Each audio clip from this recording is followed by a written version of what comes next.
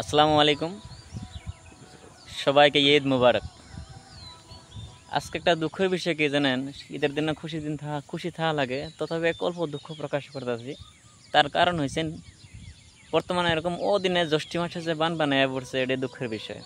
এক হাঁটু এক উরাত পানি ভেঙে খেরি কবর জিয়ারত করা আসা লাগে, অথবা নামাজ পড়তে আসলে ফজর নামাজ পড়তে আসা লাগে। আপনাকে আমি দেখামো নদীর মানে জ্যৈষ্ঠ মাসে যে আচানক পানি আয় পড়ছে, এটা দুঃখের বিষয়। রাস্তাঘাট ভেঙে অসুবিধা, একবারে যাওয়া অসুবিধা হয়ে গেছে গা। আমি আপনাদের উপরে দেখাইতেছি, আপনারা আমার লগে থাকেন। তো আমি আপনাদের দেখাবার চাইছিলাম যে বান পানি রাস্তাঘাট ভেঙে শেষ।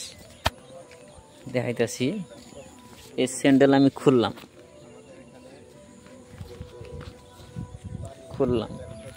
এই দেখছেন পানি,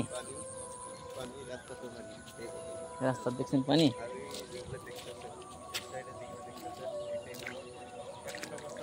দেখছেন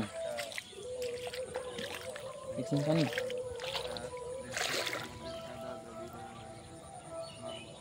দেখছেন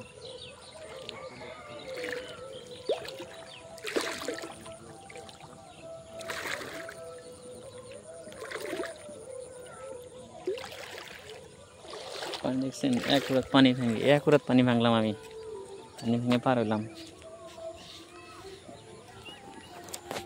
পানি ভেঙে পার হইলাম আমি।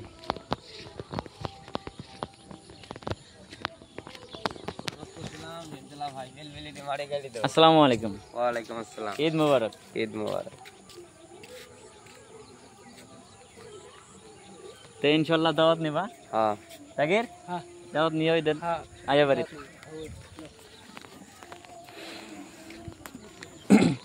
ঈদের দিন যার ঘরে বাবা নাই তাই জানে ঈদের দিন পার করা কত কষ্টকর। হ্যাঁ, ঈদের দিনে আমার বাবা মারা গেছেন, প্রত্যেকটা ঈদে বাবাকে মিস করি আমি। বাবা মারা সন্তান যে ঈদের দিন কত কষ্ট বার করতে হয়, টাকা পয়সা ধন দৌলত থাকতো, একটা বস্তু মনে থেকে কেবা যেন নাইকিয়া হয়ে আছে, বাবার আদর। বহুত কষ্ট লাগে, বহুত আবেগ লাগে। ঈদের দিন সবাই মুখ দেখতে পারে, কিন্তু বাবার মুখটা দেখতে পারি না, এটা হচ্ছে সবচেয়ে বড় কষ্টকর।